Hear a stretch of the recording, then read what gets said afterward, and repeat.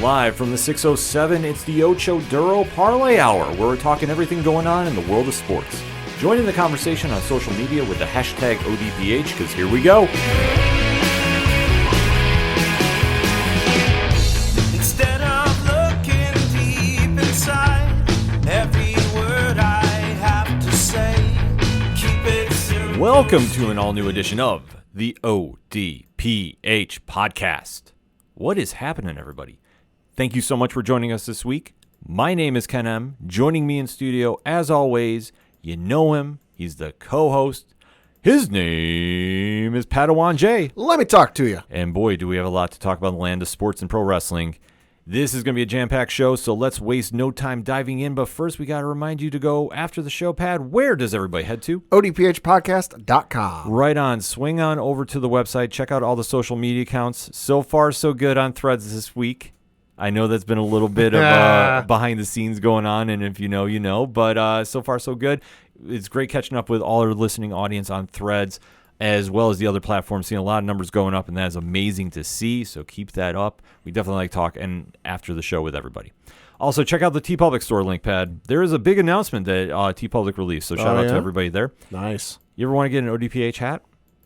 You can now. Ooh. So they have a couple different styles up right now. So if you want to get a hat for the summertime to go to the ball game with, no better time to do it than right now at TeePublic. So definitely go out and support the brand that way.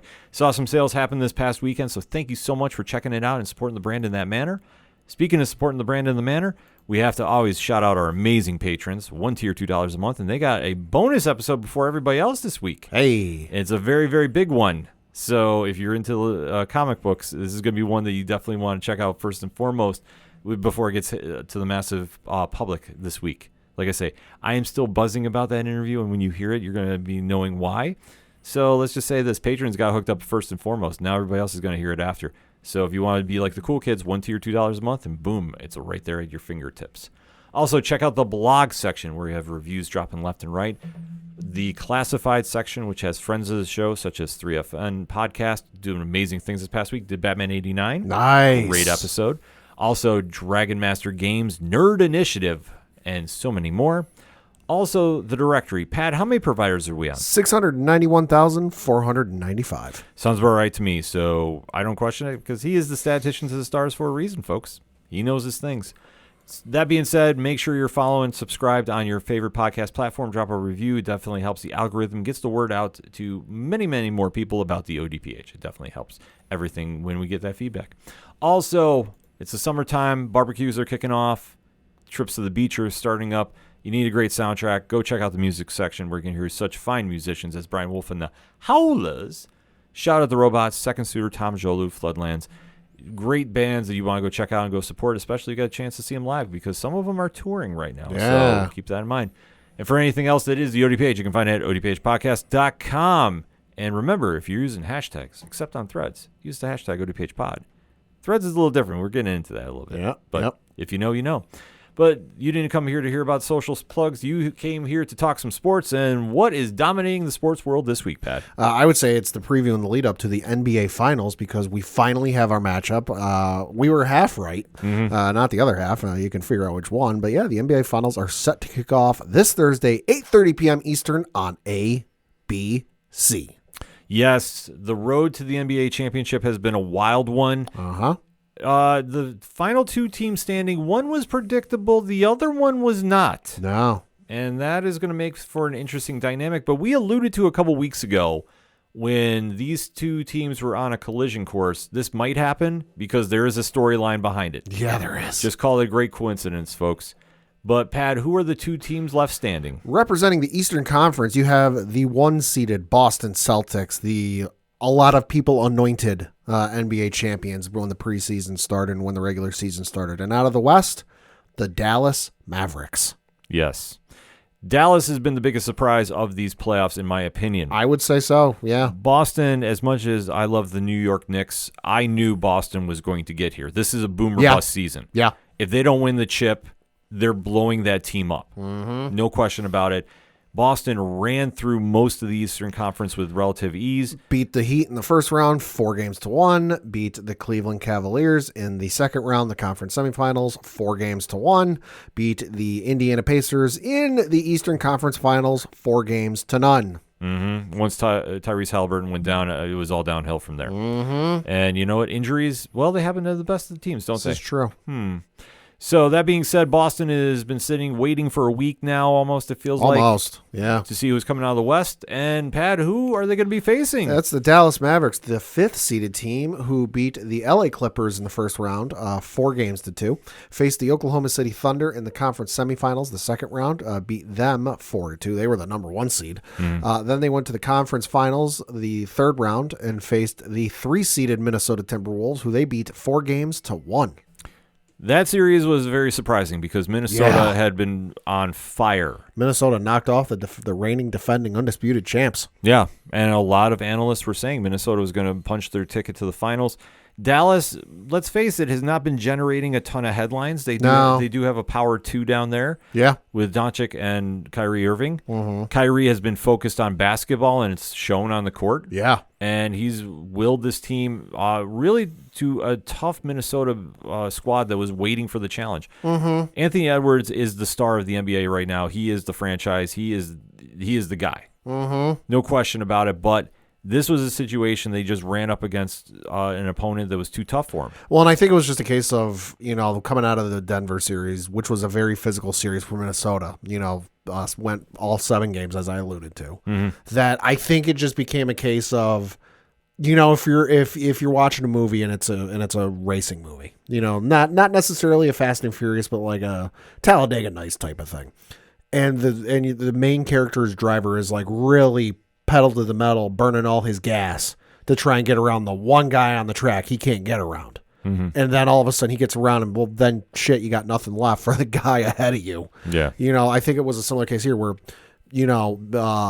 Minnesota just burned up so much of what they had against Denver. And because they started up and then they went down and then they had to come back, and it was emotional and it was physical, that by the time it came to face Dallas, they just had nothing left. Yeah. I mean, that was a situation that just wrong place, wrong time. Yeah.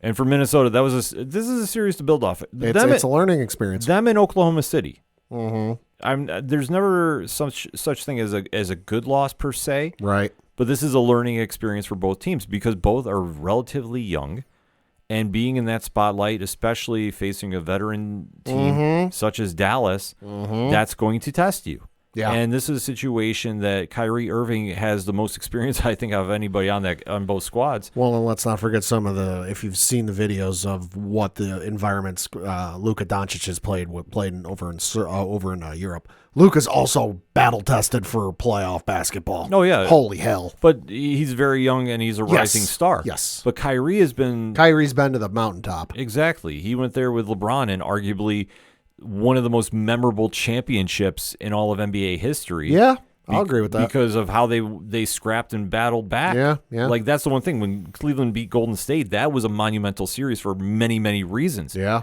And that really has shown in Kyrie's play this time around because he faced Anthony Edwards. He did not back down, and he literally took him on head-to-head. And I love seeing this matchup.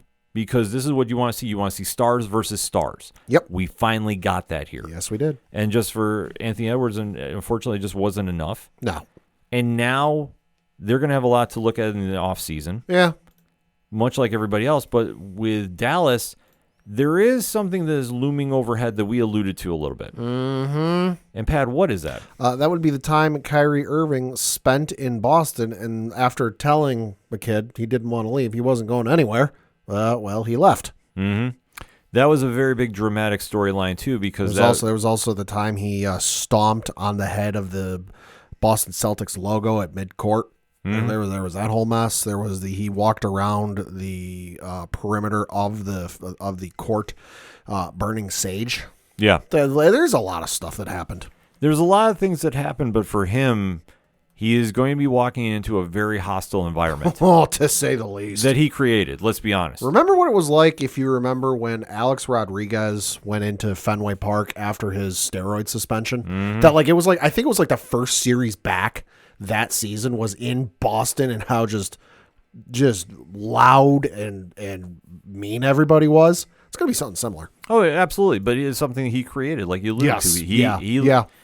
He has been a very polarizing player. Just 3 years in Boston, for those who don't remember, from 2017 through the 2019 season. Mm-hmm. And he was, because remember, he left Cleveland, couldn't play with LeBron, wanted his own team, wanted to be his own superstar. And it didn't work out there, so he decided to form up the super team with Kevin Durant and company in Brooklyn. That really backfired on everybody involved. Mm-hmm. And he wound up going to Dallas for almost next to nothing. Yeah. And he has now found a very comfortable home in Dallas, which is good to see because we're hearing more about his playing on the court than his off-the-court antics. Yeah, which is, after the one season, is a fucking blessing. Oh, absolutely. Holy hell. Absolutely. I love talking just what he's doing with sports. Oh, I do too. And I don't get to catch First Take all the time. I'll go through, I'll catch highlights, but it got a little old after a while. And I get why they did it. I'm not blaming First Take or any of the producers or anybody in charge of what they talk. It was the big button topics.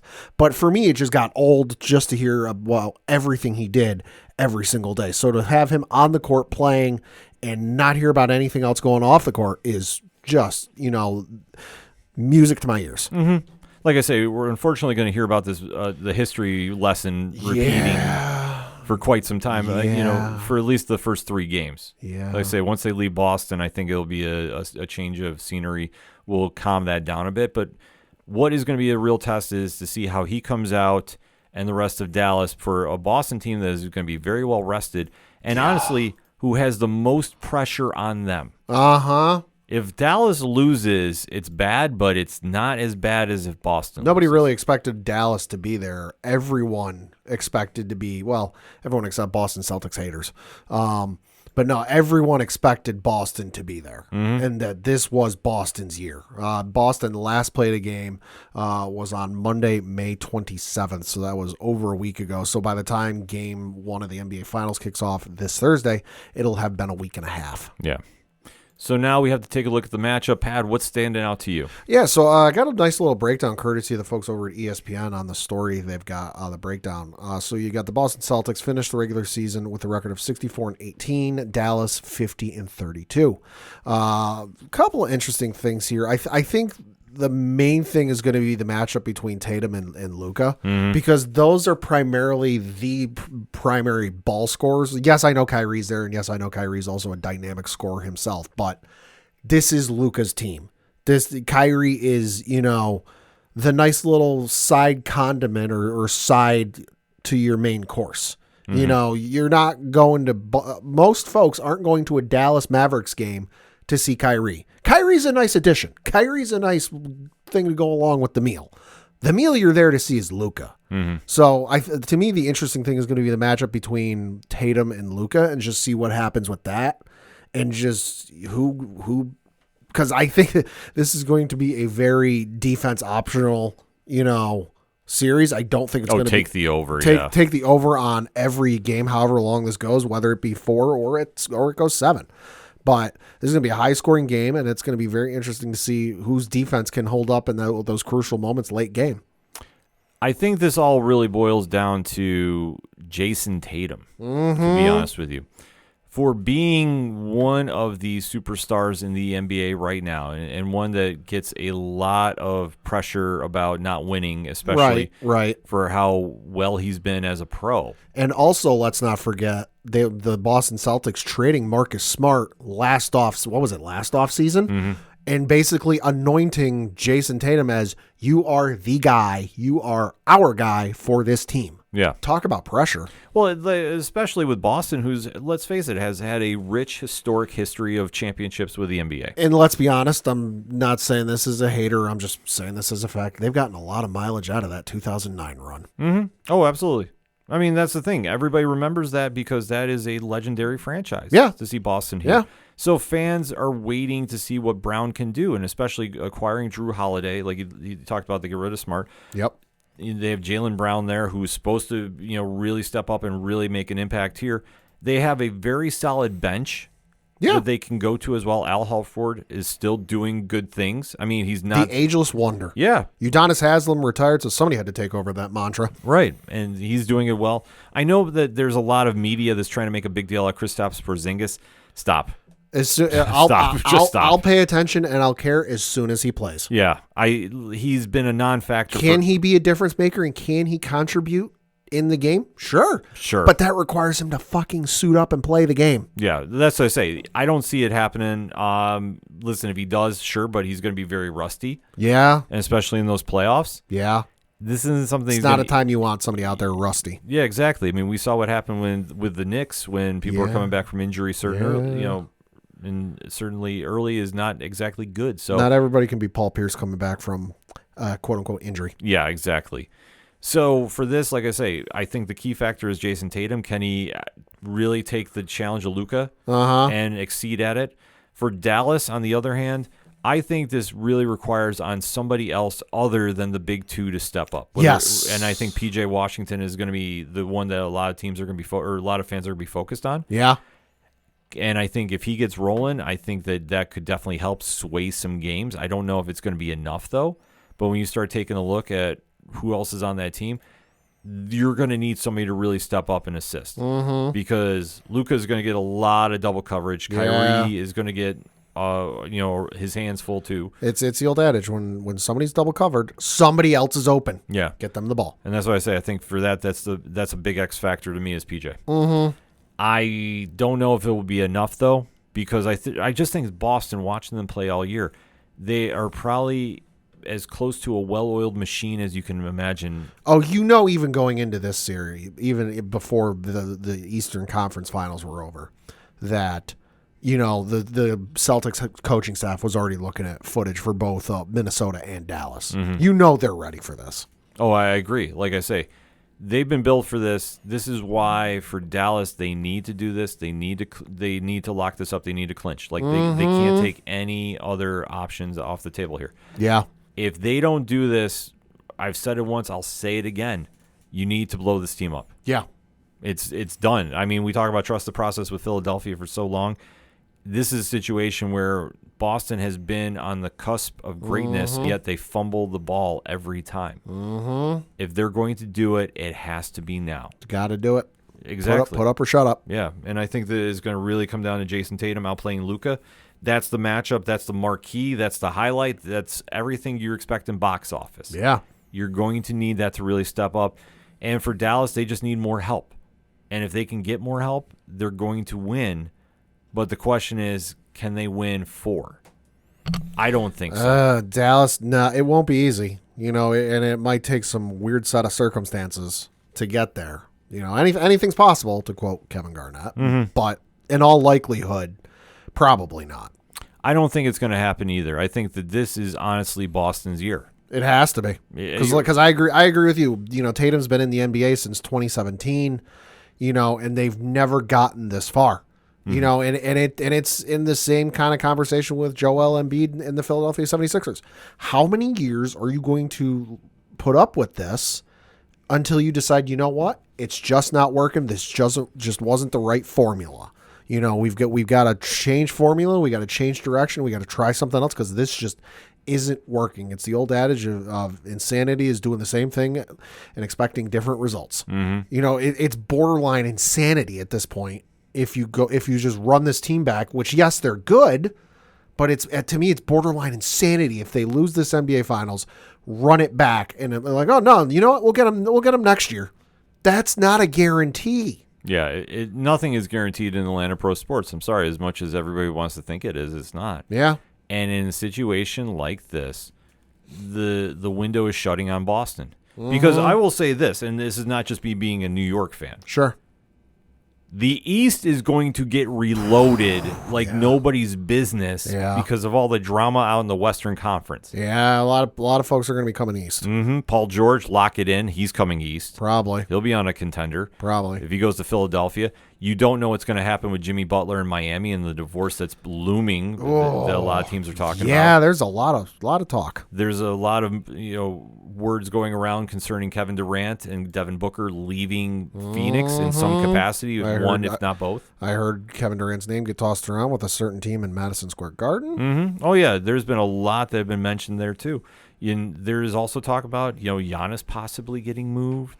I mean, I'm looking at the free agents for this year, and some of these might be outlandish, but I'm just going to read them off anyway. LeBron James, Paul George, Klay Thompson, Tobias Harris, James Harden, Pascal Siakam, Gordon Hayward, Kyle Lowry, DeMar DeRozan, Buddy Hield, Bruce Brown Jr., Evan Fournier, D'Angelo Russell, OG Anunoby, Gary Trent Jr., and Markelle Fultz. Yeah. So you're going to see a lot of shufflings of the deck in the East, and it's not going to be an easy road for Boston. No. Absolutely not. The Knicks will be better, mark my words. The 76ers will be better. Yeah. And right there is two very legit contenders that if injuries didn't hurt both teams, Minneapolis not Minneapolis. Well, that's Milwaukee. Milwaukee, yeah, Milwaukee's healthy, but yeah. I think Milwaukee, honestly, and I'll save this for another episode, has got a lot more problems than they're leading on to. Okay. And like I say, to get rid of their coach and get Doc Rivers in there mid-season, something was a little fishy in my opinion. Yeah. That's just my thing. So that's my unofficial guess. I don't know anything. I'm not an insider. But if I had to guess, like just the fact that Giannis was even getting talked about getting moved at some point, right? Whether there was any real strength behind it or not, that's a little telling too. Yeah, a little bit. So this is going to be a situation for Boston. They need to punch the ticket. I think they're going to do it.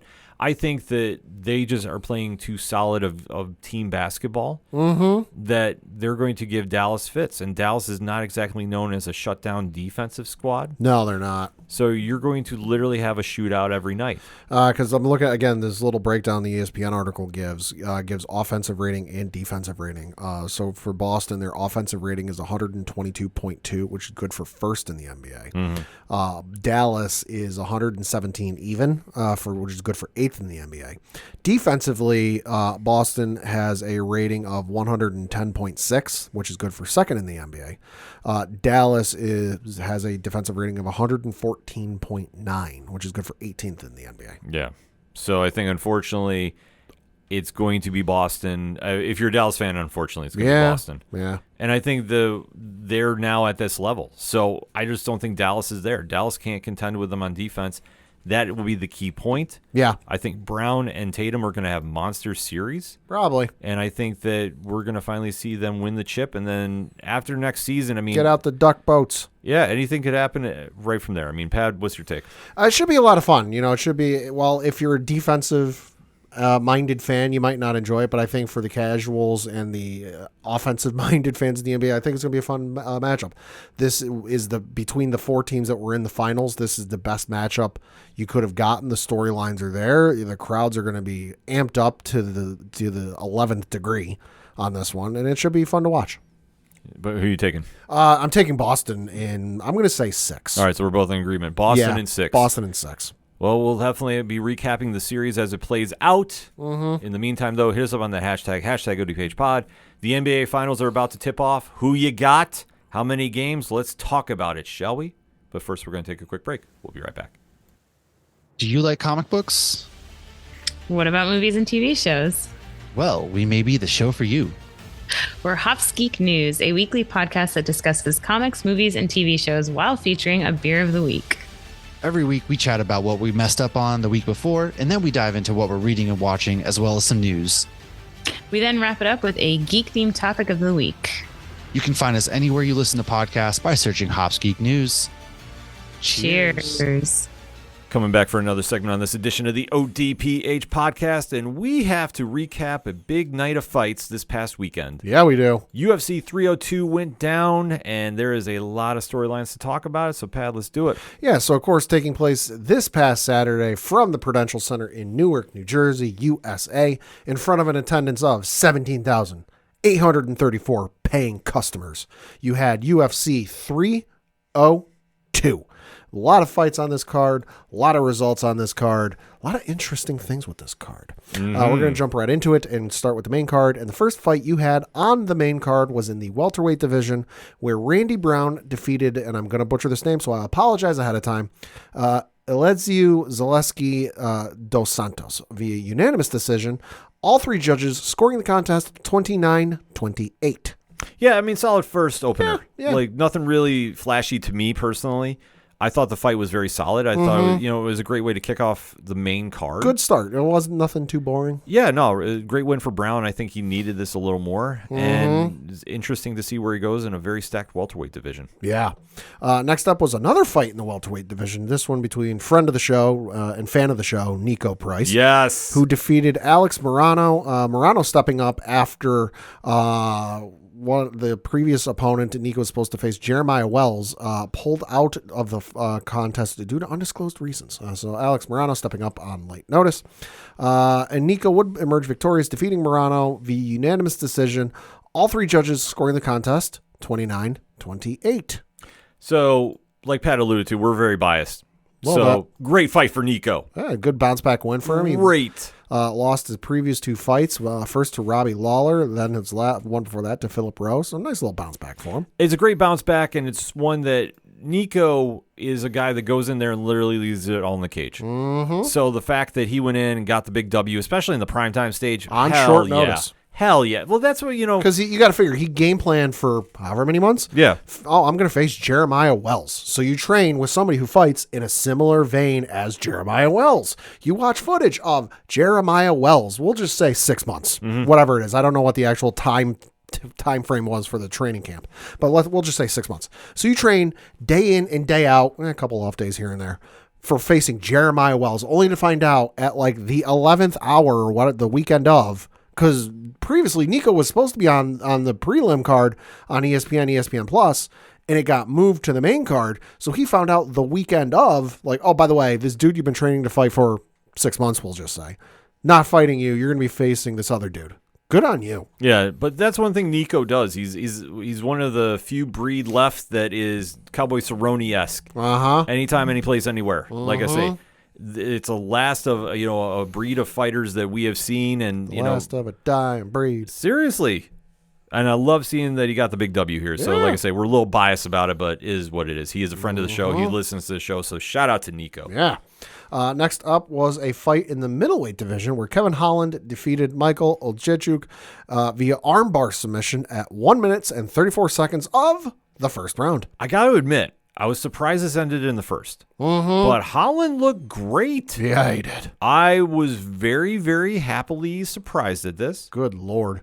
And now it's a question of who's next. Right. There has been some buzz around Neil Magny's name getting thrown around Holland, which, to be honest with you, I'm not mad about. That's a 12 versus 15. That's fine. That's a very solid fight. Yeah. I was also hearing another fighter, Pat, I know very close to your heart, the GOAT, was getting rumored to fight Holland, which I would pay. Like I said, you mentioned that person's name, which we'll get to him in a little bit. You mentioned that person's name. I'm fucking in. Oh, but think about it for a second. Yeah. Kevin Holland trash talk. The GOAT trash talk. Oh, God. The GOAT after time away trash talk. Yeah. Like, I heard there was some rumor about it. I don't know how much speculation there really was about it, but ever since that's been mentioned, can we do, and they haven't done this in a while, and I know I've said this before, but I'm going to say it again. Can we do one of those mass press conferences they used to do where it was like the next 4 cards and some of the main fighters on those cards all at the same junction? And they all just shit talk each other for like an hour, because there was the one they did where there was the infamous, like, I forget who it was, somebody was trash talking Conor McGregor, and Conor McGregor just went, "Who the fuck is that guy?" Yeah. Can we do one of those again? I would love to see it, and that's why I say, like, I know ESPN was reporting about this too, that those are 2 rumored names that they were hearing a little bit about. So that is one that, like I say, ever since it got planted out there, like, it just blew my mind. I'm like, oh, could please let me get this. So, like I say, I've seen this on a couple fans' posts too, and ever since then, it's like the GOAT versus Kevin Holland. Oh boy, I need this in my life. Uh-huh. But like I say, I know ESPN was kind of doing about who was rumored to be next for him. Neil Magny makes a lot of sense too. Yeah, no, I agree with that. So like I say, 12 versus 15. I think that makes a lot of sense on the card, especially to Magny is he's a well-rounded fighter. Like I've talked about, he is not very flashy.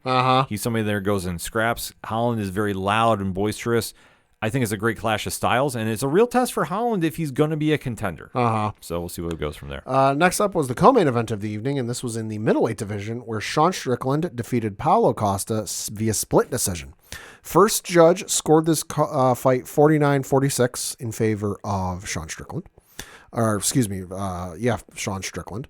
Then you had the second judge score the contest 50-45 in favor of Sean Strickland. And then the third judge scored the contest 49-46 in favor of Paulo Costa. I got to admit, this was not my favorite fight of the night. Yeah. I almost wonder what fight these judges were watching, because you've got the one judge who scored the 50-45 judge who scored the entire thing for Sean Strickland. And then you've got the other judge who scored the first round for Paulo Costa and then rounds 2, 3, 4, and 5 for Sean Strickland. And then you've got the third judge who scored rounds 1 through 4 for Paulo Costa and rounds 5 for Sean Strickland. What the hell fight were they watching? I don't know. I mean, good Lord. I know from what I saw from this fight, Were they taking turns watching? It's tough. I mean, honestly, I don't know what they were coming up with. I mean, Strickland, I thought, did win the fight. Okay. But it was not like a great fight. Yeah. There's been better. There's been a lot better. There's been worse. I just think Costa was not up for the opponent. Like I say, going back to the ESPN article about who should be next and who should, the rumors. I refer to it as the rumors page. So like I say, this is just speculation by their amazing staff. They have everybody's kind of up in the air about where we go from here. Right. Strickland won, so it would make sense that he should be number one contender. Mm-hmm. He should be. Mm-hmm.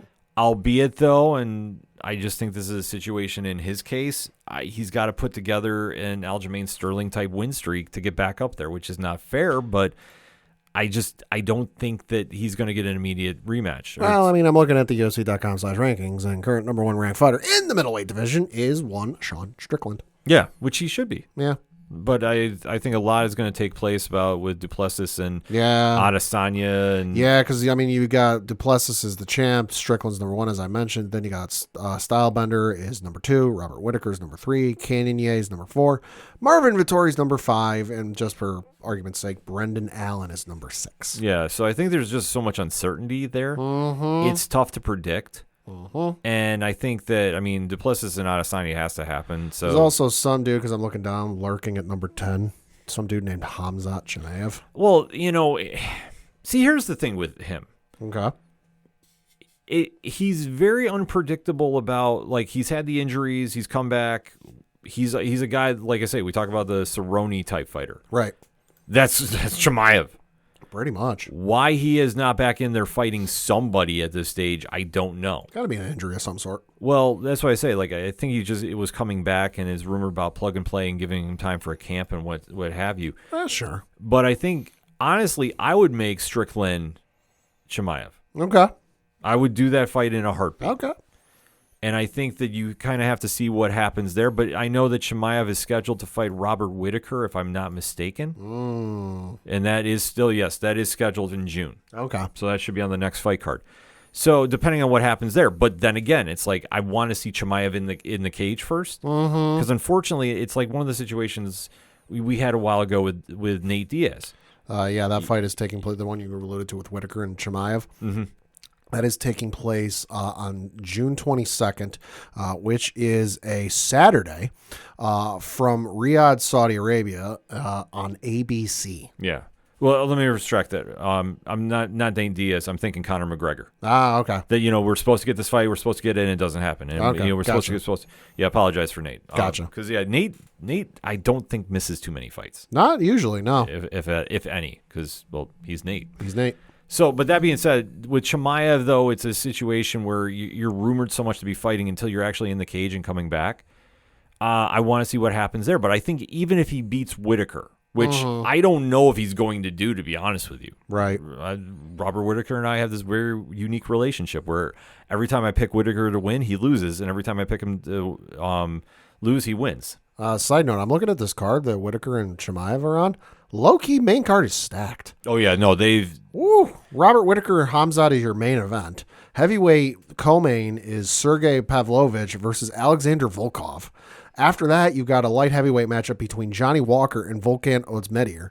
Then you've got Kelvin Gastelum versus Daniel Rodriguez in the welterweight division. Holy shnikes. I knew there was a low-key one coming up. And that's on ABC, folks, so that's for free. Yeah, which, I mean, listen, if Chimaev is supposed to be the big star that we all thought he was going to be, he's got to drive some ratings. He's got to win quick. It's a way to do it. Well, that's the thing. If he can do this, then, yeah, you have to mention him in a big title match.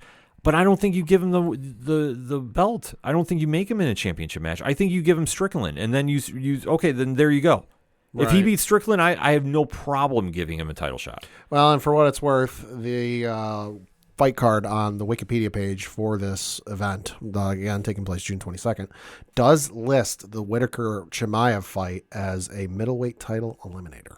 Well, it would make sense. For what it's worth. Well, the thing about it, let's be honest, the UFC has wanted to get Chimaev in that title picture. Mm-hmm. He's box office. Listen, you can't deny it. His impressive win streak, even though his last fight, if memory serves me right, was not one of his better performances against Gilbert Burns, if memory has me served. For Whittaker, let me pull. No, not Whittaker, for Chimaev. For Chimaev, let me pull that up. Because if I'm not mistaken, that's the last fight that really gave him some problems. Search record. Chimaev's last fight was against Kamaru Usman, which was a majority decision. Okay, so decisions, but he had Burns though. Gilbert Burns was 3 fights ago because he fought Kamaru Usman. He beat Kamaru Usman, submitted Kevin Holland, and then unanimous decision against Gilbert Burns. Yeah, Burns was the one that really gave him the test. That was the first one he got tested. Yeah, that was the one. That's the first one that at least I can see that went the full distance. Yeah, that was the first one that really took him to deep water. Fight of the night, though. Yeah. So, which, I mean, he is worthy of the shot. I mean, Kevin Holland, he ran through, though. Mm-hmm. And then... He ran through everybody. Well, that's the thing. Chimaev is a great fighter, but then again, remember, he was offered that fight against Nate. Yes. Couldn't make weight, threw everything out of a mess there. Yeah. So... when you start factoring all that, it's tough to pencil him in for a title shot. I'm sorry. Like, until he proves it to me, I mean, if I'm the UFC, I don't do that. I give him Strickland. Like, that's who I say, okay. It's almost got a vibe of some boxers, and I'm not naming names or anything, but just kind of the vibe I get is like the boxers who like are up and coming and really pick who they want to fight. Unlike the guys who are just like, yeah, give me whoever you want. I will run through them and let the decision fall where it does. Yeah. So we'll have to wait to see how that shapes up. But I think for Strickland, that's the fight I would make. Sure. If Chimaev wins, he gets that. I don't know exactly what's going on with that middleweight, the belt there, but we're going to have to kind of wait to see how it really shapes up. Yeah. So... then we get to the main event of the UFC 302, and that was the one y'all came to see, and that was a matchup for the UFC Lightweight Championship with Islam Makhachev defeating Dustin Poirier at 2 minutes and 42 seconds of the 5th round via Barbaro choke. Well, this one was a lot better than I thought it was going to be. Yeah. To be honest with you, because, I mean, Dustin Poirier, let's face it, is a guy that has a legendary career and was one that... we know he's up against Father Time. Turns 36 in January. But so he's 35 and a half. But we talk about tread on the tires. There's a lot of tread. He's been in some battles. Dude's first professional fight. And no, I say professional fight because he might have been fighting amateur, so this stuff ain't listed. But his first professional fight was for a federation called USA MMA, and this was that federation's 7th card called River City Rampage in Shreveport, Louisiana, on May 16th, 2009. It's folks, we're in 2024. Do the math. So like I say, and he's been in some battles. Yeah. Like I say, he's fought a who's who of anybody in MMA. Justin Gaethje, Eddie Alvarez, Max Holloway, Habib, Conor, Michael Chandler, Charles Oliveira, Benoit St. Denis, Islam Makhachev. I mean, the list just goes on. Cub Swanson. There's a whole list of names, folks. It's a 15-year career. Yeah, which we know he's up against. And this was arguably going to be his last time at a title shot. And it is what it is. Makhachev came in. He looked good, but so did Poirier. We have to think. This was ended in the 5th round, Pat. Yeah, that's no slouch. That's nothing to take, any light away from him. Like, this was a very big test for Makhachev. Mm-hmm. It was a situation that we thought maybe, just maybe, Poirier might have pulled something off. Yeah. Didn't happen. He busted him open pretty well, though. Yeah, he did. He definitely was, catching him with a couple shots. So it's now a situation of Poirier, I think, is retiring. He alluded to it. Yeah. I think that's the smart thing to do. Probably. And if he goes, I mean, he's an instant Hall of Famer. There's no question about it. Absolutely. I can't really see him sticking around for unless there's a big money fight to be had. I could see that, but it's probably a little bit of soul searching, a little bit of consulting with the family, his wife, and then seeing what makes sense for them. I don't think he'll be done with the sport entirely. I could see him showing up time and again, as a coach or in somebody's corner, kind of like what you see Khabib doing these days. Mm-hmm. Khabib's not gone from the sport. He's not sitting out at his home wherever he lives, living the life. He still shows up from time to time when he's coaching a guy. I think I could see Poirier doing the same thing. I mean, it could happen. Like I say, I think he's good making that transition at this stage. Yeah. Because there's only so many fights you can do. Especially now. when you've been fighting for 15 years. Yeah, unless he wants to fight Nate Diaz. Yeah. Because, that was always something. Or Nick. Yeah. Or, the Conor situation, that's He done. beat Conor twice. Exactly. In a row. Yeah, there's no money to be made there. No. There really isn't. No. I mean, if he wants to do something for, the BMF title or anything, if that's still a thing. Like I say, it's a thing, but only when they choose it to be. Right, which I'm just saying in this circumstance, unless you want to do something like a marquee fight. Sure. Like, it means nothing. You're just going in there to scrap. You're going to put on a show. Sure. Then maybe have his attention if enough money's involved. But I don't. But like I said, money talks. Well, it does. That's what I say. Like, he could come back and make a run for somebody if he wanted to. But but in the 155-pound division, it's over. I'm sorry. It just, you lose to the champion at this stage. You got to really work a way back up to get a title shot. Mm-hmm. It's tough, and I can't see him going to 145 again. That's out of the question. Yeah, 170, I can't either. 170 would be the only option. Maybe. I mean, he is a marquee name. Mm-hmm. He'd have to jump the line a little bit. But yeah, you could talk somebody into it, though. Yeah, that's what I say. So for him, I just think it's over in this circumstance. And listen, there's no shame in it. I'm not making any jokes about it. There's nothing. Mm-hmm. Poirier went out, as I expected him to. He fought very valiantly. Who knows what would happen if it went to judges? Because, like I say, you never know what goes happen in the hands of the judges. I just think he just got caught with a submission late and really showed maybe a blueprint to slow down Makhachev, who right now, is in that pound-for-pound best fighter conversation. Mm-hmm. He is very, dominant at 155. Yeah. Where do we go from here? That's the question that is going to be puzzled. I know that there are some options for him, per se. Yeah. In that division, I know Arman Tukasin, I apologize if I messed up the last name, is number one contender. Yeah. That's a fight you could do. Yeah, you could. But then you take a look, Oliveira, he's beat. Gaethje. Yeah. Gaethje losing to Holloway didn't help matters. No. I think that would be an interesting matchup, but then again, you got to justify bumping him up there. Mm-hmm. Gamrot, I don't know. Chandler. They'll figure out something. Yeah, well, Chandler, the only problem with him is Chandler's tied up with, I believe they've already faced each other, if I'm not mistaken. I think so. Yeah, so but he's tied up with Conor, and that's that whole mess. Then there's that whole thing going. So it's a question of, I think Arman would make a lot of sense to make the fight, but then you have to kind of consider, if you believe, he's cleaned the division out, does he try making a run at welterweight? I mean, I don't think so. It's a weird scenario. I mean, yeah, you got any kind of vibe on this, Pad? I say let the experts figure it out. I'm just here for the fights. Fair enough. Like I say, it's just a couple different directions you could go. Sure, you could try moving up. I don't think Dana wants to do that and vacate belts. No, I think he's had enough of that the last decade. Right, so I don't think he wants to do that. I don't know if he's into the double champ thing. I feel like also if you let everybody start moving up and trying to be double champ, it kind of loses its luster. Yeah, well, that's the whole problem. But that's part of the reason that and I realize it's apples and oranges, but hey, it's all produce. Mm-hmm. But that's part of the allure of the Triple Crown winner. Yeah, if it's illustrious because there was that long stretch where nobody in Major League Baseball won the Triple Crown, And then Miguel Cabrera did it whatever year it was with the Detroit Tigers. So he will forever be known. And that's like a monumental feather in his cap that he was the first Triple Crown winner in 30 plus years, whatever it was. If you start letting every great fighter in the UFC go up a division, go down a division, and all of a sudden you go from, maybe you can count on, I don't know the number, but like you can count on one or two hands the number of folks in the UFC who've been double champs to, it's now, into the 20s, 30s, 40s. All of a sudden, it's like, okay, great, you're double champ. Who gives a fuck? So is everybody else. Well, that's the problem that the UFC is going to have here. Because if you have a champion that's just dominant in this weight class. I'm not opposed to having champion face champion for like a non-title thing. Just like hey, we got two champions they can go at a weight class similar and a similar weight class and they can go at it. I'm fine with that. But champion versus champion, or like taking away titles and double champs, it's kind of wearing out on me. Well, that would be the situation that I don't see them doing it. Like, I see your point. Yeah. But they're not going to do that. There's more money to be had for champion versus champion. It just depends on what would be the scenario here, and that would be him moving up to 170 and then fighting Leon Edwards or whoever holds the title if that's what he decides to do. I just don't see the UFC doing it. That's my thing right now. I think that they'd be much happier making the fight with Arman.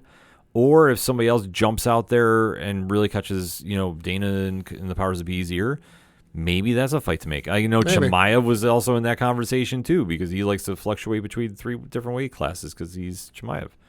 I don't know. Like to say, there's a lot of possibilities to be had here, but we just have to say Makhachev was really tested in this, and it will be interesting to see where he winds up from here because, like I say, you can look at all the speculation you want, and like I say, I referred to the great ESPN article I'm kind of citing a little bit from too, and I'm seeing how much I'm agreeing with them, which is a little crazy. But it's all really just very cut and dry with Makhachev. There's only a couple different directions you go unless you do something with a Justin Gaethje and you slide him in because of reasons. Or, because I just can't see him doing Max Holloway. I can't see him doing certain fighters. Arman's the only one I think that makes any sense to me because otherwise you're going to start getting really messy with doing some stuff. But that wasn't the only UFC news that kind of broke over the weekend? No, so this one broke shortly after we recorded, because of course it did. And that is, the greatest UFC fighter of all time is coming back. No, it's not Khabib Nurmagomedov. No, it's not George St. Pierre. No, it's not Chuck Liddell. It is one Nick Diaz. Oh, boy. Reading from an article on ESPN.com from Brett Okamoto, it says, quote, Nick Diaz, one of the most popular fighters in mixed martial arts history, will return to the UFC in August. Diaz, 26-10, will face Vicente Luque, 22-10-1, in a 5-round welterweight bout at UFC Fight Night on August 3rd in Abu Dhabi. UFC CEO Dana White announced the fight on Wednesday. The news came out of nowhere as Diaz, the older brother of UFC star Nate Diaz, has not fought since September 2021. The 40-year-old legend struggled in a TKO loss to Robbie Lawler and admitted during fight week he was not excited to return to competition. Prior to that fight, Diaz hadn't fought in 6 years, close quotes. So the reason we say Nick Diaz is the GOAT is you flash back to January 31st, 2015. At UFC 183 in Las Vegas, Nevada. Believe this was the main event. I'm pulling it up just to be 100% certain. Yes, it was. The main event of that card was in the middleweight division between Anderson Silva, often considered by some folks one of, if not the greatest UFC fighters of all time. Certainly at that time, he was damn near unstoppable. Nick Diaz fought Anderson Silva the full distance. Mm-hmm. Went 5-minute rounds. I tell you what, it was a unanimous decision win for Silva. However, the fight was overturned because Anderson Silva failed a drug test for drostanolone and androstenedione steroids.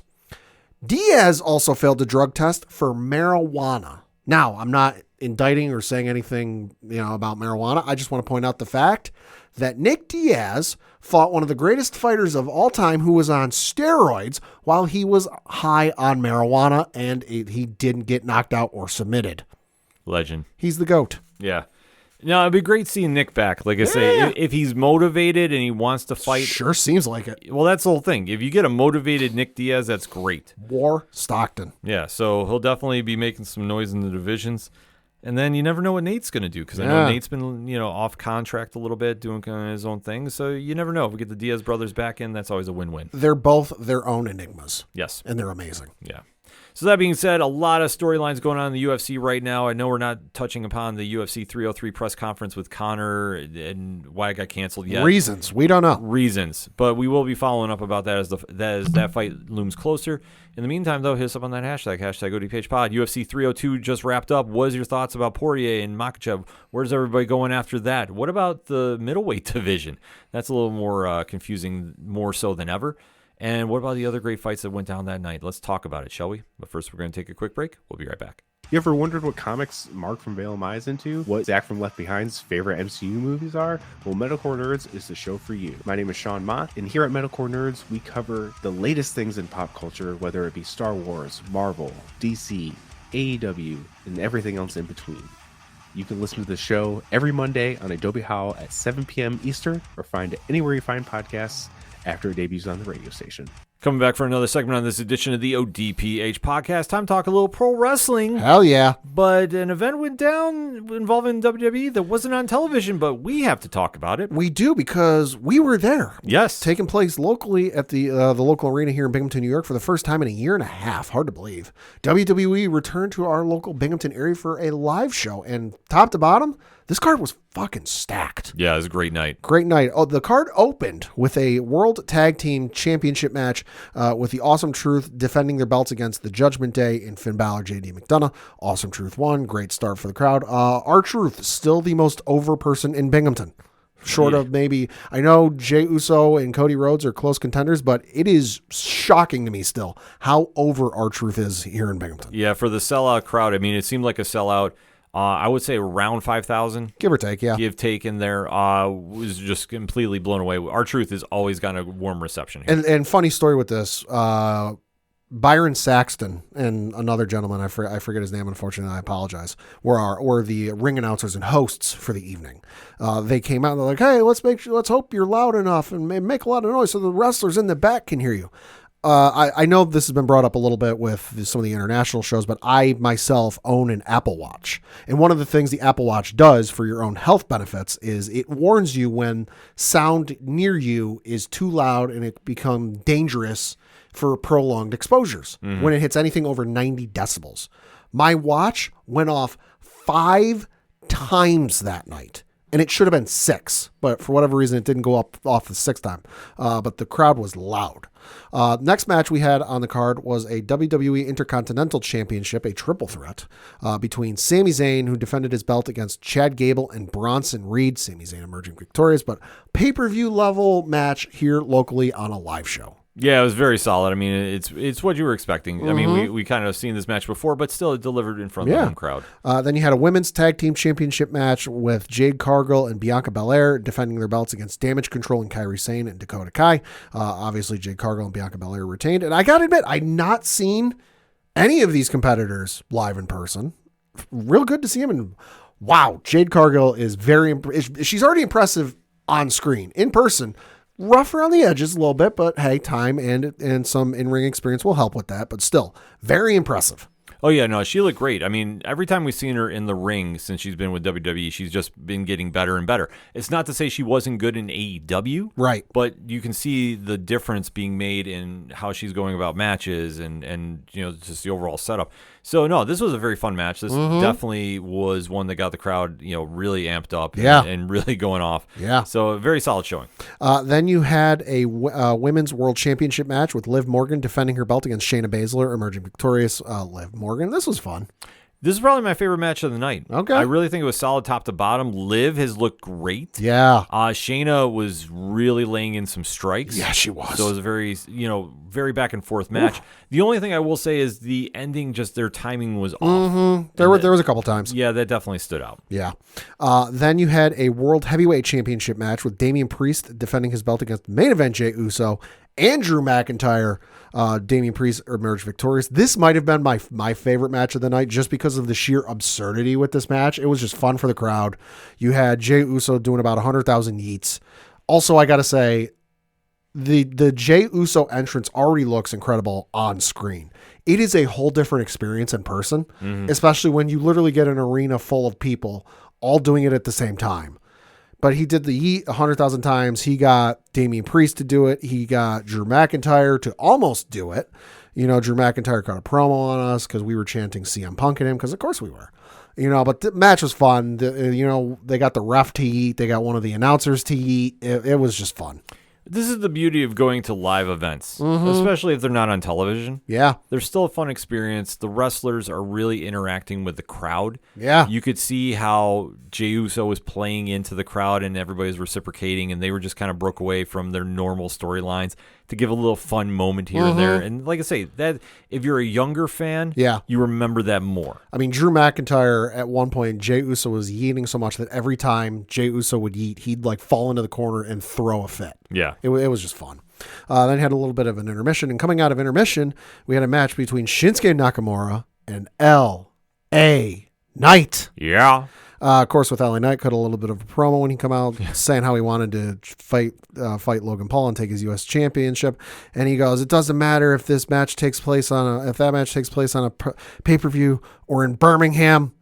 Whoops, I'm sorry. I mean Binghamton. Yeah, LA Knight botched the name of the city. And he was booed. He booed himself. But we all booed him. We all booed him, and he booed himself. But yeah, LA Knight defeated Shinsuke Nakamura, and it was a fun match. It was coming out of the intermission. People still very getting quick. Yeah, people coming back to their seats.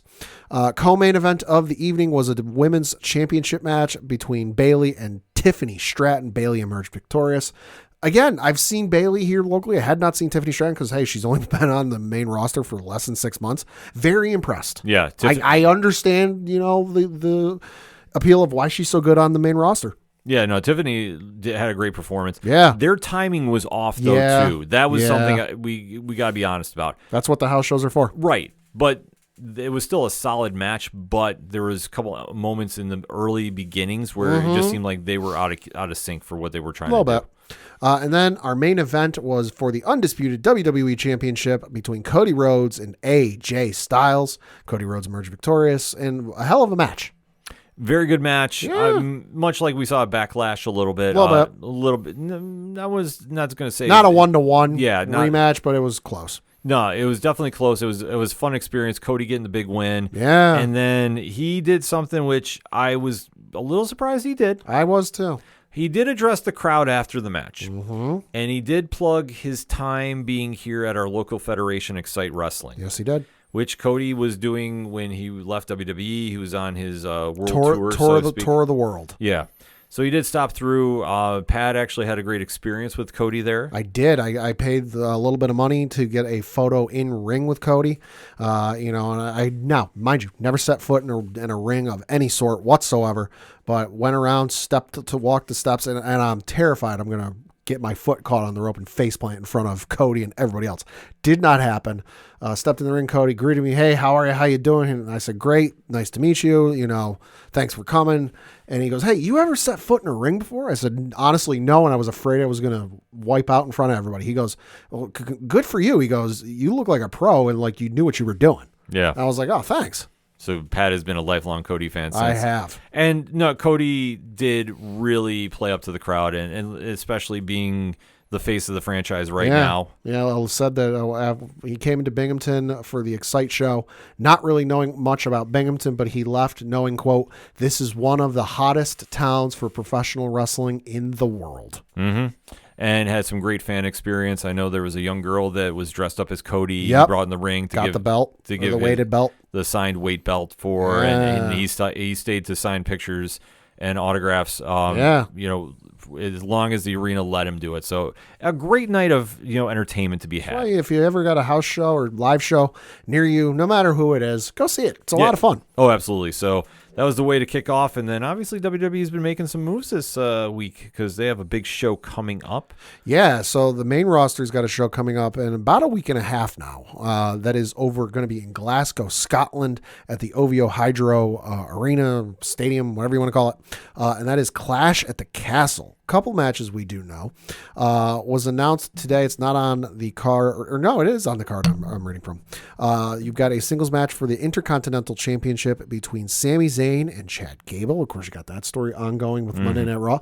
I am not getting any less uncomfortable with Chad Gable's antics in the ring. Good God, but it's compelling television. Well, especially in his case where I know everybody's making a big deal about his contract status, which, trust me, folks, everything is fine. If he signed in a contract, and everything is fine with Chad Gable, because let's not forget, he re-signed with the company at a time he was being referred to as Shorty G. Yeah. He's now in a marquee storyline. Yeah. He's on TV every week. Mm-hmm. He's not doing any, fun comedy gimmicks. No. He's doing an evolution of his character. So yeah. Obviously anything could happen. I think he's just being very smart. We touched upon this on Wrestling Night Live this past week. Yep. Letting the contract go and at least hearing offers from other organizations is not a bad thing. Get the most money that you can in this business. So you know what? I'm not faulting that one bit. So to see him still getting booked for this, I mean, I'm sure the contract is a formality at this point. Yep. One of the other matches that is announced for this card is a singles match for the WWE Women's Championship with Bayley defending her belt against Scotland's own Piper Niven. Great. Love this. Good for Piper. Yeah, absolutely. Piper is pop is going to be incredible. Well deserving of it. She's one of the best wrestlers on the planet. And then what should be the main event, although we'll see. Right now it's the main event, is a singles match for the World Heavyweight Championship between Damian Priest taking on Drew McIntyre. Give me broken dreams, God damn it. Drew is going to go in there with a hero's coronation. Yeah, he is. Like I say, that place is going to explode. They're starting to finally throw some attention towards that on the main show. The one thing I will say about Monday Night Raw this past couple episodes is they've been really mixing all the storylines together. Yeah. So it might be confusing at times. Sure. But I think we're now getting a little more focused on the pay-per-view, even though there was a moment this past week that I thought overshadowed what is going to be happening in Scotland. Mm-hmm.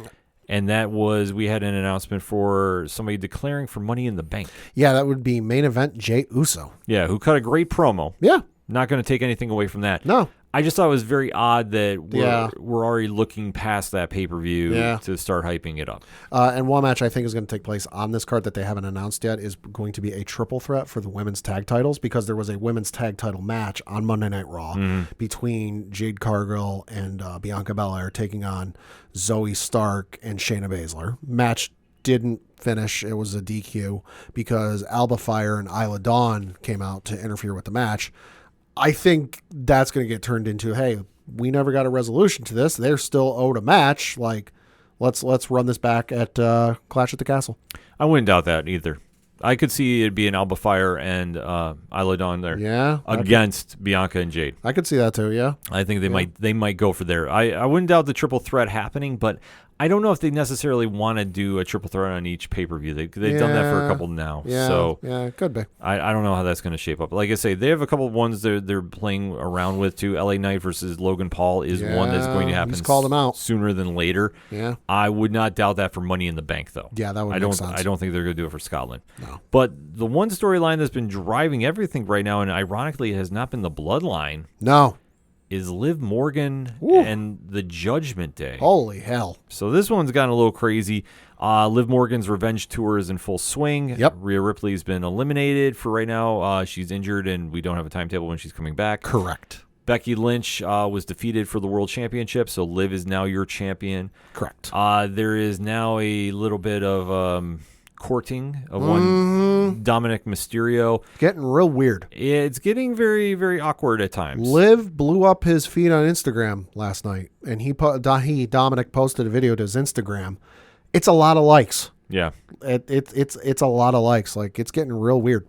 It's getting weird, but this is an evolution of her character. It's compelling, though. Oh, yeah, well, that's the thing. It's keeping you on your toes, because there was the time after she defeated Becky Lynch, Liv kissed Dominic on the lips. Yep, and that 50 million views in like a week. Yeah, so there's a lot of interest there. And there's also the little interaction between the two of them on Monday Night Raw, and Pat McAfee broke it down with his telestrator, which I always find hysterical when he does this. Yeah, but he pointed out, I didn't catch this when it happened live.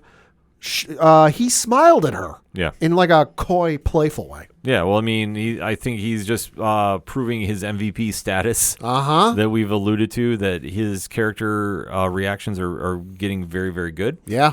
And this is all building up for whenever Rhea comes back. And they have Rhea's going to come back and kick somebody's ass. Oh, yeah, which I think Money in the Bank is depending on her health status. I think Money in the Bank. It was just a shoulder issue. Right. It wasn't anything major like an ACL. Right. So depending on how that's healed up, I could see that being a Money in the Bank. Yeah. And then, the storyline is just still picking up more steam. And it's very, very interesting to see how this is going, because I think there's going to be a big payoff with the Judgment Day involved. Mm-hmm. I'm just not sure what, because they are getting featured, obviously, on Monday Night Raw. Yeah. But they're involved in so many different storylines. Everyone figured that'd be like once Rhea was gone and Damian kind of turning face, that like the group would kind of go away, but it's not really the case. Yeah. And also, I maintain, when Mommy comes back, someone's going to get the ass kicking of a lifetime. Mm-hmm. Liv Morgan is a guarantee. But whether Dominic gets the ass kicking of a lifetime remains to be seen. It's anybody's guess. Mm-hmm. But there is one more wrestling news note that we need to talk about. Yeah. And this is one that, I mean, I'll be honest, I was going to check out anyway, but I think now it's turned into must-watch TV. Oh, yeah, it has. And what is that, Pat? That is NXT, and specifically the card they got going down this Sunday, 4:30 p.m. That's 4:30 p.m. Pacific. Check your listings when it goes 8 o'clock Eastern Standard Time. 8 o'clock Eastern. On Sunday, June 9th, from the UFC Apex in Nevada. It is NXT Battleground. Yes, so this is really starting to pick up a lot of buzz going around, because NXT had arguably its Night After Mania episode. Out of nowhere. Not Triple H. Shawn Michaels really making a case for Booker of the Year right now.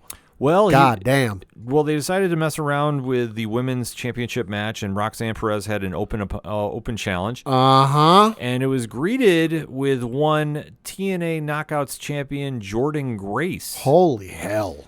Which Jordan had appeared in the Royal Rumble this year. I know that was the real forbidden door getting open. Said, on Twitter after the match is over, I'll see you down the road. Well, down the road is now. Yes. So she is going to be Roxanne's opponent. It was wrestling this week on NXT even. Yes, which is great, because for anybody that has not been watching TNA, this is a great introduction of what you're going to see with Jordan. Jordan's fantastic. Yep. So this is going to be a huge moment for Roxanne as well. This will probably be the main event, I would imagine, depending on what's going on with Trick. Could be. I mean, there's also the NXT Women's North American Championship match. That could open or close. Who knows? I wouldn't doubt that opens, to be honest with you. Could be. And I think that you're going to have Roxanne and Jordan close. That's where that would make a lot of sense. I'm thinking that's going to happen. Yeah. But there was also another big surprise going on, because Trick Williams was dealing with what is the Noam Doors group? It's called the Meta-4. Yes, thank you. A pun metaphor. I got it. Yeah, it throws me off a little bit, but yeah. So they had the sequence going on with Trick there.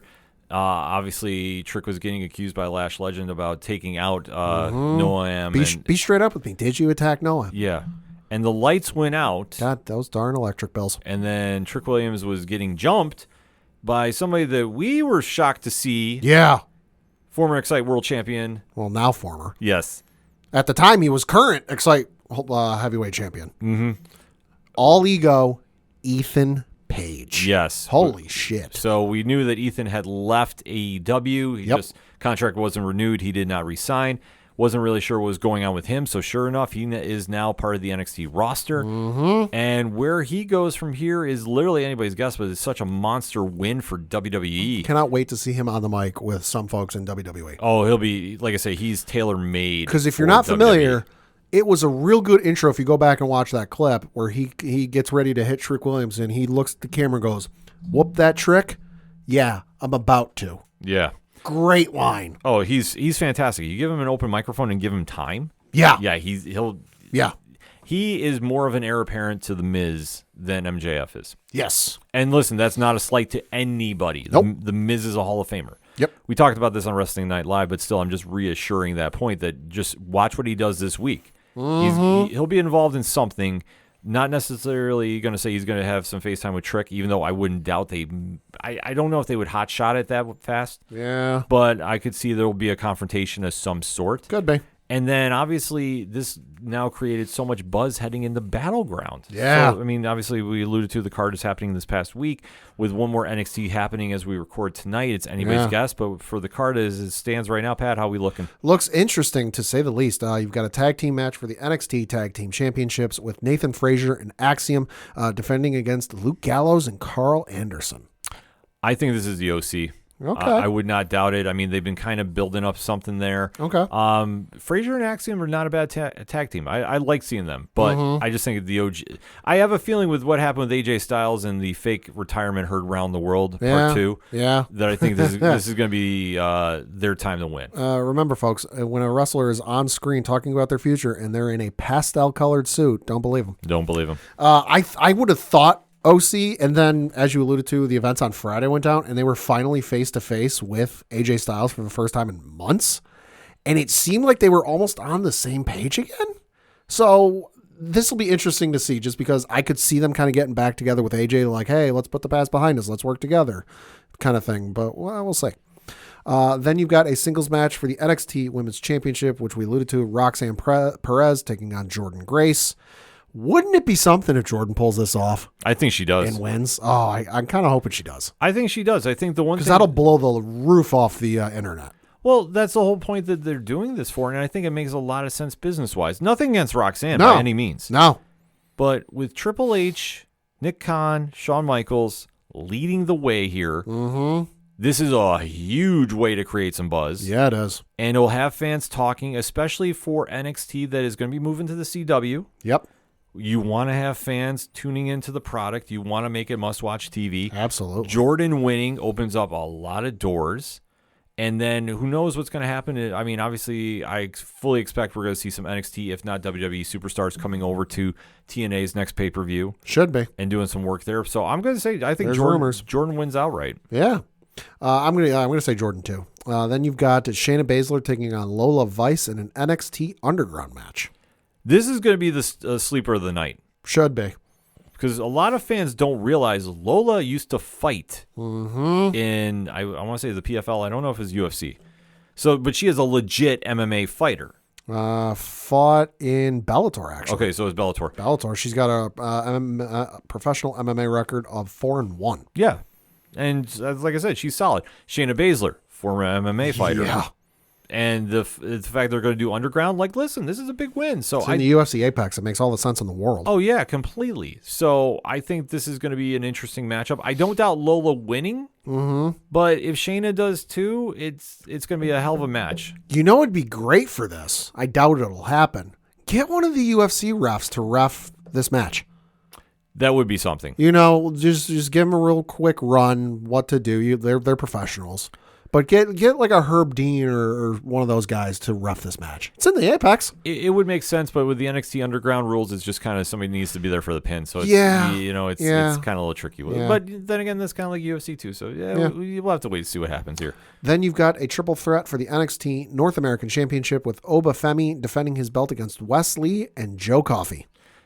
This is going to be a great match. Oh, this could be match of the night. I do like End Still, though. I do, too. Even though Wesley, seeing him back after all his injuries, listen, that's a big win right there. I think eventually we'll have a more marquee matchup for those two with Femi and Wes, but I think Femi wins. I do, too. Especially with some of the potential with TNA agreements and stuff. That could be very interesting. Yeah, well, like I say, I would love to see a Rascals reuniting. There you go. Then the last match we're going to talk about, as we alluded to, is the ladder match for the inaugural NXT Women's North American Championship, with your participants being Sol Ruka, Lash Legend, Fallon Henley, Jada Parker, Mi Chin, and Kalani Jordan. This is going to be a great match. It's going to be real good. Like I said, I think this fully opens. Probably. And I'm going to say right now, Fallon Henley. Okay. Fallon has been very, very low-key, building up a new persona, kind of going more heel. Mm-hmm. Obviously, since the days of the tag team she was with. Yeah. I think this is going to be this is going to be her breakout moment. I think all 6 competitors in this are going to tear the roof off the place. Yeah, ladder matches in NXT, normally very good. Yeah, and that's why I say I think this fully opens. It's going to get the crowd going bananas. And then, like I said, I think this is Fallon's time. I think it'd be a great way for her to win, even though if somebody else pulls it off, I wouldn't be mad. I think any one of the 6 can really make a statement here. And you know what? I'll even say this. Mm-hmm. If this is the opener and Meechin wins, I'm going to fully say the OC wins. Okay. Because I'm going to say maybe AJ Styles makes a quick detour into NXT and then comes back in. What do you know? I just happen to be in the neighborhood. Yeah, just something like we're going for all the belts now. We're not messing around. The OC is now maybe they cut a deal to finally say Bullet Club. I can dream because I know in AEW they're not referring to Jay White's faction anymore. Bullet Club is that? Gold, yeah. They're now known as the Bang Bang Gang. Yeah. So maybe, I don't know. We'll have to wait and see. Maybe. Solid card, though. Definitely a lot happening in the land of pro wrestling. Mimpad, final thoughts on the week? Should be a very interesting weekend, and it's a real interesting time to be a pro wrestling fan, and exciting. Yes, absolutely. So we'll definitely be recapping. Hit us up on the hashtag ODPH pod. What is your take on the current state of pro wrestling? What's been exciting to you on Monday Night Raw, SmackDown, NXT, Battleground going down this weekend? What's your predictions? We can even talk some AEW if you want, but if you want more of that kind of conversation, every Thursday night, 8 p.m. Eastern Standard Time on Nerd Initiative YouTube, it's Wrestling Night Live, where Rich, New Guy Nick, and myself break down the latest and greatest in all the federations around the world. So let's talk. Until then, we're going to take a quick break. We'll be right back.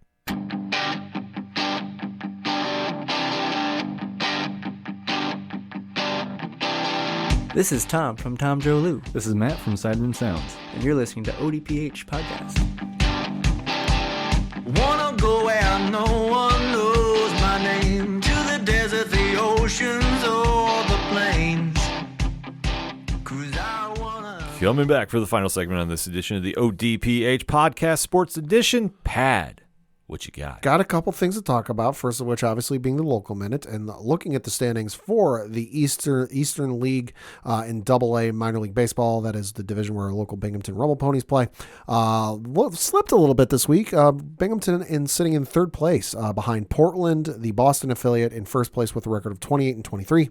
Hartford, the Colorado affiliate, is in second place with a record of 27-23.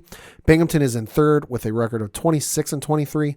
Somerset, the Yankees affiliate, is in fourth with a record of 25-26. New Hampshire, the Toronto affiliate, is in fifth with a record of 23-28. And then you've got Reading, who is the Phillies affiliate, sitting in last place with a record of 21-30. Looking at the schedule from this past week, the Rumble Ponies were at home playing a series against Harrisburg.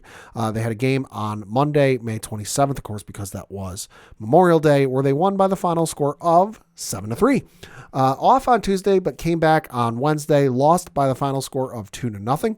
Won on Thursday, 8-2. Lost on Friday by the final score of 7-2.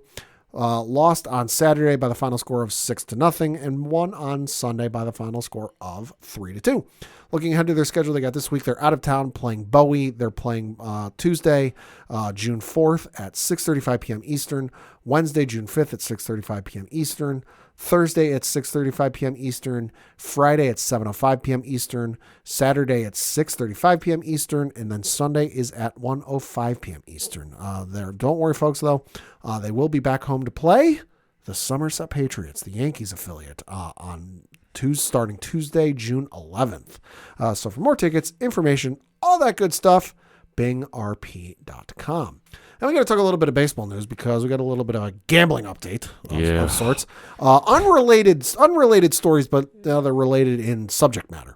The first of which is, for the first time since 1924, an active Major League Baseball player has been banned for life because of gambling.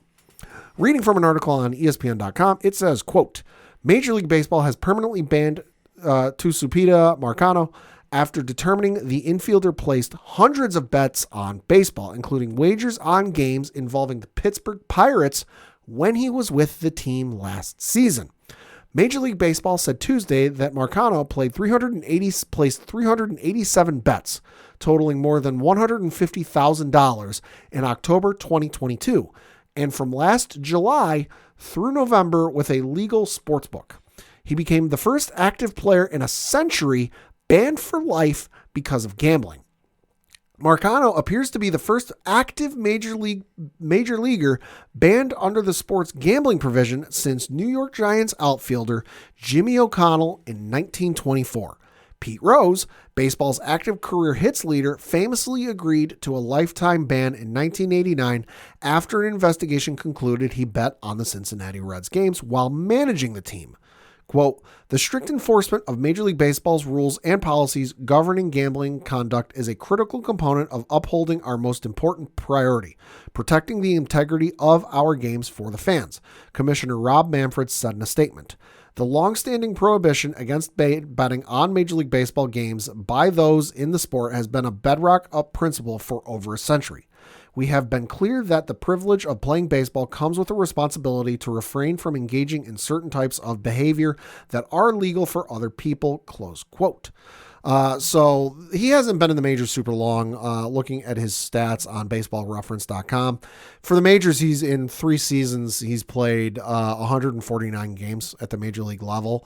At the minor league level, he's played about 6 years, various divisions, but total of about 149 games. So not super long, but I know some people are like, well, they advertise the gambling and DraftKings and all that. Yes, that's true. But it's been an active rule since like the Chicago Black Sox, back in 1918.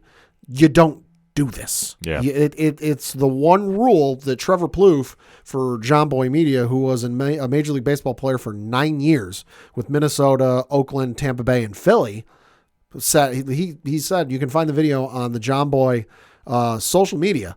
It's the one rule they go over with in spring training, verbatim, word for word, start to finish, that they actually read from the rule book that like you cannot bet on baseball. It's fine if you bet on, say, the NBA Finals or, week 12 in the NFL or, preseason NHL hockey, but you cannot bet on baseball. It's akin to insider trading. Yeah. You just can't do it. So that gentleman has been banned for life. There were several other players suspended, one of which was Oakland Athletics pitcher Michael Kelly. He was suspended for 1 year for betting on baseball while he was in the minor leagues. And then you had 3 minor league players also banned for 1 year for betting on major league games. One was pitcher Jay Groom of the San Diego Padres organization. You had Andrew Salfrank in the Arizona Diamondbacks organization, and infielder Jose Rodriguez of the Philadelphia Phillies organization. Each, reading from an article on yahoosports.com, quote, each of those players wagered under $1,000. Salfrank and Rodriguez played previously in the majors, close quote. So, story of the day. Don't fuck around with gambling when you play that sport. It's a sad thing that we live in this day and age where people just don't get it. And especially in that sport where they have had a very, very gloomy past, to put it mildly. Especially with gambling. With the gambling. And we saw this now with Ohtani, too. Yeah. Let's not forget. Oh, and Deepa, yeah. Yeah. There was a lot of, the beginning of the season, that was the biggest headline in baseball, was the Ohtani allegedlys. Yeah. And now you have this. So it's like baseball, you got to get your act together. I don't know how you else can do this. But this is another situation where it's like, instead of talking about great games this week and how the Yankees are doing and how the Yankees need to sign Juan Soto. Give him all the goddamn money. To a blank check and say, fill it out. We'll cover it. Don't worry. We're not talking about that. We're talking about gambling. Yeah. And it's so stupid that players just don't get it. Oh, yeah, it is. And I wouldn't be surprised if this isn't the end of it, because you've got these players who are, now guilty and facing suspensions and serving suspensions. I would not be surprised if they start talking and we start defining out other names. Yeah. Could this be a widespread issue? Time will tell. We'll keep you updated. Baseball can't afford it if it is. Speaking of Shohei Ohtani and Ippei Mizuhara, there was an update today as we record, and that he has entered a plea in the court case against him. Reading from an article on ESPN.com, quote, Ipe Mizuhara, the former interpreter for baseball superstar Shohei Ohtani, pleaded guilty to bank and tax fraud charges during a change of plea hearing in federal court on Tuesday morning. 2 counts that carry a maximum prison sentence of 33 years. Sentencing is set for October 25th at 2 p.m. Pacific time. After Mizuhara's guilty plea, Major League Baseball announced it was closing its investigation into the matter. Mizuhara, 39, wore a black suit with a white undershirt while standing alongside his attorney, Michael Friedman, in the 10th floor of the Ronald Reagan Federal Building and United States Courthouse. U.S. District Judge John W. Holcomb presided over the hearing. Close quote. So, it's one of those things that it's shitty, but hey, you do the crime, you got to pay the time. Exactly. And baseball is closed the investigation into Shohei, so that's over and done with. Although for some folks, they're never going to believe it's over and done with. Ohtani did release a statement, though, saying, quote, now that the investigation has been completed, this full admission of guilt has brought important closure to me and my family. I want to sincerely thank the authorities for finishing their thorough and effective investigation so quickly and uncovering all of the evidence. This has been a uniquely challenging time, so I am especially grateful for my support team, my family, agency, lawyers, and advisors, along with the entire Dodgers organization who showed endless support throughout this process. It's time to close this chapter, move on, and continue to focus on playing and winning ball games, close quote. Dodgers also released a statement saying, quote, with today's plea in the criminal proceedings against Ipe Mizuhara and the conclusion of both federal and MLB investigations, the Dodgers are pleased that Shohei Ohtani and the team can put this entire matter behind them and move forward in pursuit of a World Series title, close quote. So I know for some folks, they're never going to believe anything Shohei Ohtani says, but the way I kind of look at it is Major League Baseball did their investigation. They did it in conjunction, and I'm willing to bet the feds gave them whatever information they could that wasn't tied to a court case. So they got some of the same information that was the feds got. You ain't hiding much from the feds. You can hide it for a little bit, but it's eventually going to come out. So Shohei was innocent, just an unfortunate victim of a real shitty situation. Yeah. I mean, it is what it is. Yeah. That's kind of my stance on it. It's just, all right, well, the feds did their thing. Yep. Enough said. Yep. So for me, unfortunately, we have some bad news to talk about. We do. Show's over.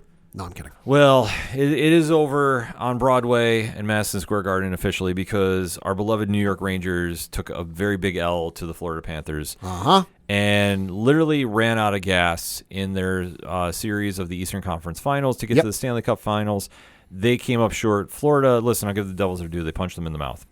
They played very, very physical. The Rangers' offensive forces just were not there. No. Panarin, Zibanejad, Kreider all looked really bad this series, to put it mildly. Igor Shesterkin is the only reason this series was even close. He is an unrestricted free agent next year. Yeah. They need to sign him right now and give him a blank check and say, thank you, we'll sign you for 15 years, do whatever you need to do, because hockey does crazy contracts like that. This is true. He's the only reason they were in any kind of condition to win. Everybody else did not show up. They were trying to be too fancy. They weren't getting physical enough. I put a lot of this, in my opinion, on the coach, Peter Laviolette. You didn't switch up the lines enough. You have Matt Rempe, who, listen, is going to go out there and spark the crowd. That's what you wanted to do game 2. And guess what? That's where they came out swinging. You needed to do that. It did not happen. For whatever reason, he was scratched in game 6, I believe. Reasons. And no, but like the fact is you have somebody that can spark that team. Yeah. And I'll even give you the blueprint. All you need to do is put him in front of the net like you did Ryan Callahan way back when. The Rangers did. He'll get the rebound shots. Let your wings shoot. That's why you should put him on the line with Kreider and Zibanejad. It would have been fine.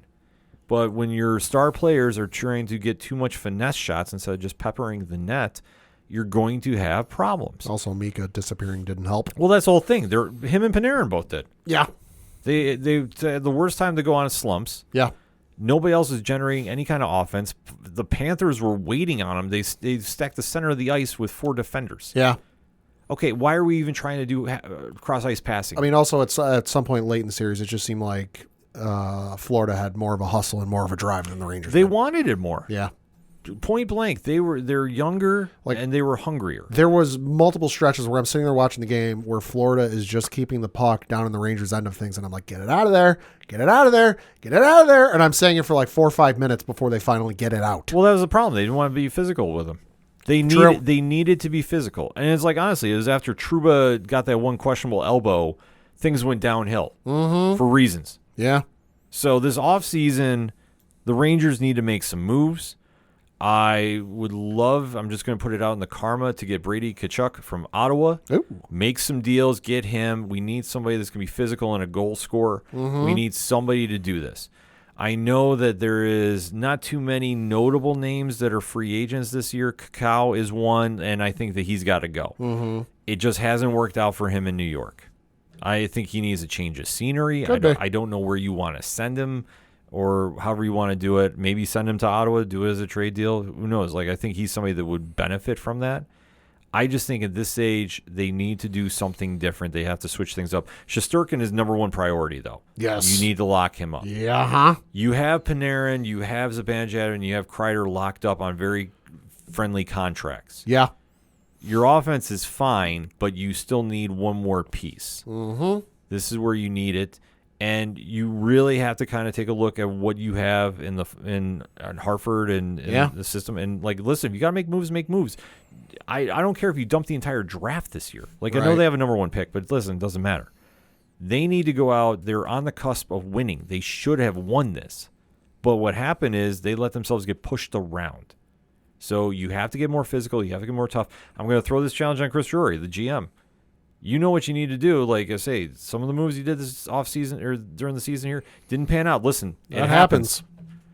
You now saw what happened. You got pushed around. I think it's bad when the announcers, PK Subban and Mark Messier, are both saying the same thing I'm saying, watching at home. You need to come out like the desperation. There was no desperation in this game.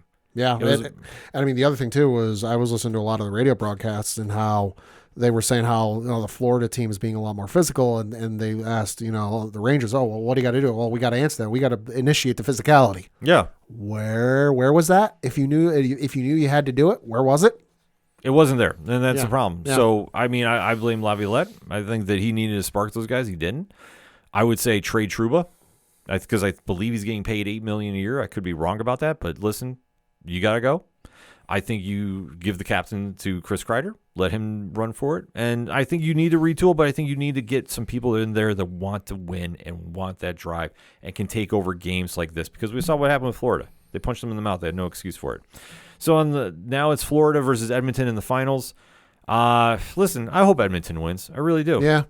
I don't think they're going to. I think Florida's going to do the same thing they did to the Rangers. Florida is very, very tough. They're very tough. They're beatable, though. That's the one thing. But Edmonton's got to really come out and be physical with them. Yep. They do have the offensive weapons to do it, but the one thing is I don't know if they can match up physically with them. I will say this is going to go to Game 7. I'm hoping it's Edmonton, but I'm going to say it's going to be Florida. Could be. And if you're not interested in the NHL Finals, Stanley Cup Finals, but you do want to see some hockey, there is a night you can't miss television on June 4th on ESPN. Starting 7:30 p.m. Eastern, there is a new 30 for 30 film called I'm Just Here for the Riot, which is, chronicles the June 15th, 2011 Vancouver riots. Oh, Jesus. After Game 7 of the Stanley Cup Finals lost to the Boston Bruins. So that's definitely must miss. But after that, I know what you're watching. 9 p.m. is the E60 from Jeremy Schaap titled No Easy Victories, the 1994 New York Rangers. Absolutely. I'll be watching that. I'm going to need something to cheer me up after that. It's still Blue Shirt Nation all day, but you know what? That one hurt. That one really hurt because we had the window. Yeah. They should have won that, but they decided not to. They let themselves get punched in the mouth. They had no game plan after that. So do better next year, Rangers. I will be watching, and trust me, we'll be having a lot to say about that here on the show. Sigh. For anything else that is the ODPH, you can find it at ODPHpodcast.com. That's it for sports this week. So for the one only Padawan J, fuck the Astros. I'm your host, Ken M. Blue Shirt Nation, stand up. We'll get through this, I promise. Thank you as always for listening to the ODPH podcast. We'll see you next time.